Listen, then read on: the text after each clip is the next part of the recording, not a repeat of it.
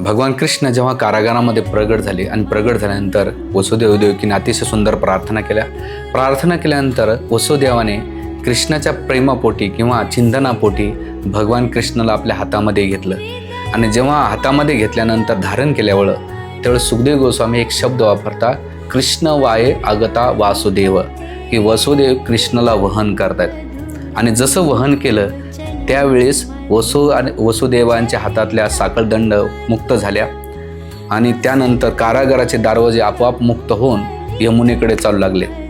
तर त्याच प्रकारे आपल्याला जर ह्या जगातून मुक्त व्हायचं असेल, जे रजोगुण तमोगुण आणि सत्वगुणाच्या साखळदंडांना आपण बांधले गेलेलो आहेत आणि सहजासहजी आपण मुक्त होऊ शकत नाही, पण जेव्हा आपण कृष्णाला धारण करतो, हातात घेतलं तर आपल्या हाताचे साखळदंड मुक्त होते।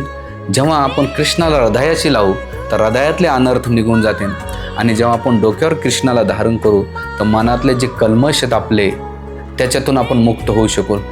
त्यामुळं प्रत्येक व्यक्तीनं आपण कृष्णाला वहन केलं पाहिजे।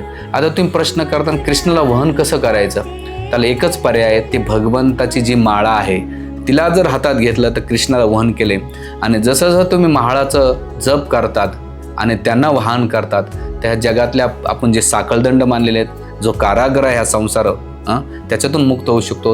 हृदयातले जे अनर्थ आहेत त्याच्यातून आपण मुक्त होऊ शकतो आणि मनातले कल्मश आहेत, मंत्र इति मंत्र महामंत्राचा जप केला तर मनातले कल्मश निघून जातात। प्रत्येक व्यक्तीनं कृष्ण जन्माष्टमीला एक संकल्प करा की आपण कृष्णाला वहन केलं पाहिजे। जसं वसुदेवाने वहन केल्यानंतर गोकुळमधून वृंदावनमध्ये गेले, मथुरेमधून नाही का गोकुळेमध्ये गेले, त्याच प्रकारे आपण सुद्धा या भौतिक संसारातून मुक्त होऊन भगवंताच्या धामात जाऊ शकतो।